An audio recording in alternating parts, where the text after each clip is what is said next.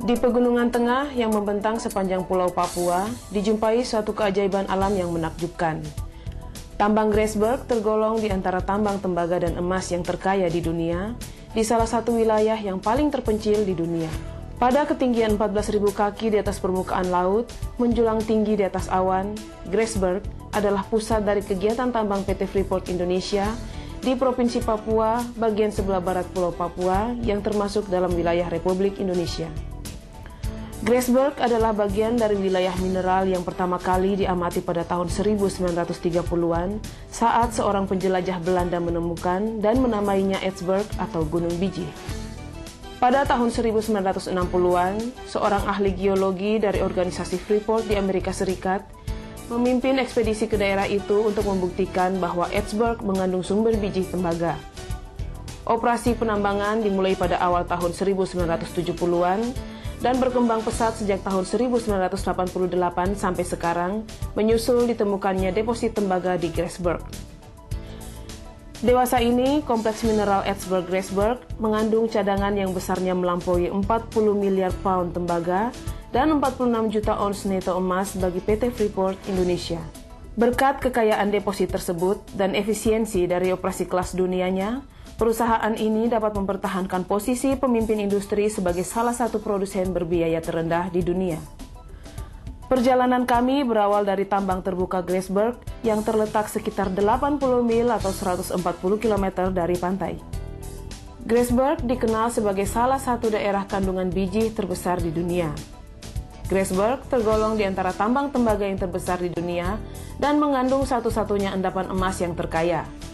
Rata-rata tambang terbuka Grasberg menghasilkan 80% produksi Freeport. Kegiatan sehari-hari di tambang terbuka meliputi survei geologi, peledakan, operasi memuati truk dan shovel, dan penghancuran atau crushing. Shovel listrik dan hidrolik berukuran sangat besar memindahkan biji ke atas truk-truk angkut yang terbesar di dunia.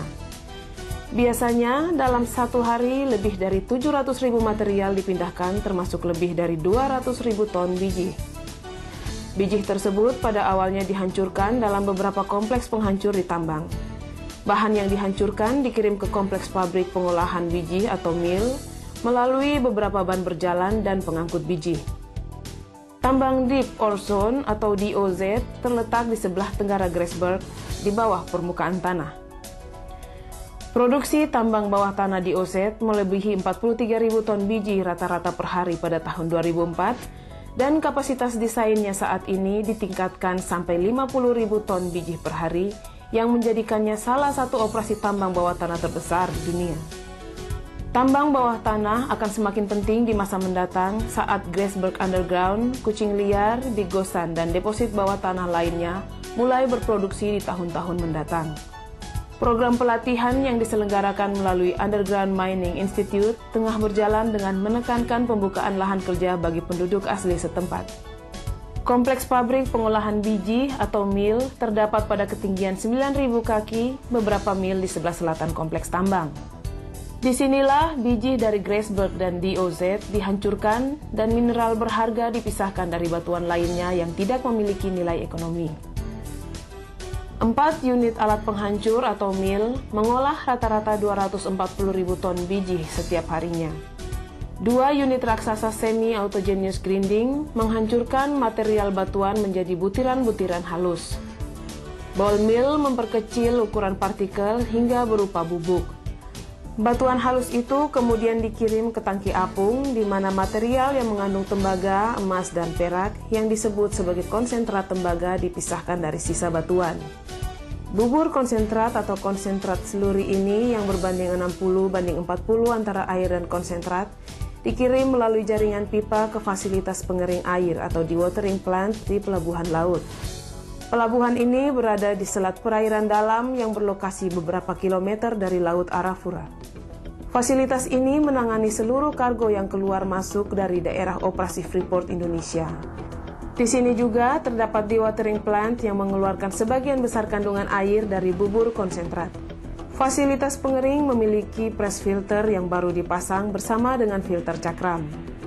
Pengeringan konsentrat selanjutnya berlangsung dalam ruang pengering atau kiln.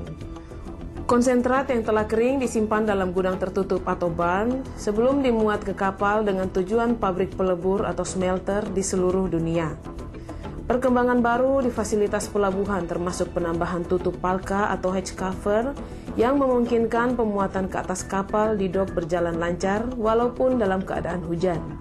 Pengembangan serupa dengan tutup palka berada pada tahap desain untuk tongkang konsentrat Ayikwa. Selain itu, tongkang konsentrat Ayikwa yang dipakai sebagai kuda beban baru-baru ini telah menyelesaikan perawatan berkala, sehingga kegiatan menaikkan dan memindahkan muatan ke kapal dapat berlangsung lebih efisien di area muatan lepas pantai PT Freeport Indonesia yang disebut Sibui A. Produk yang mengandung rata-rata 29 hingga 30% tembaga dan 1 hingga 2 gram emas per ton konsentrat dijual ke perusahaan peleburan tembaga di seluruh dunia. Pada tahun 2002, PT Freeport Indonesia menjual 2,8 juta ton konsentrat kering yang merupakan rekor tersendiri. Terdapat 129 pengiriman konsentrat dari Pelabuhan Amamapare menuju 14 negara.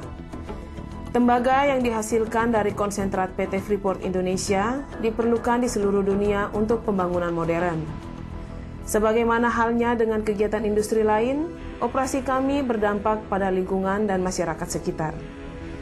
Beroperasi secara bertanggung jawab adalah kunci dari keberhasilan jangka panjang. Kami memiliki komitmen untuk meminimalkan dan mengurangi dampak negatif terhadap lingkungan dan memaksimalkan pembangunan ekonomi dan sosial yang positif.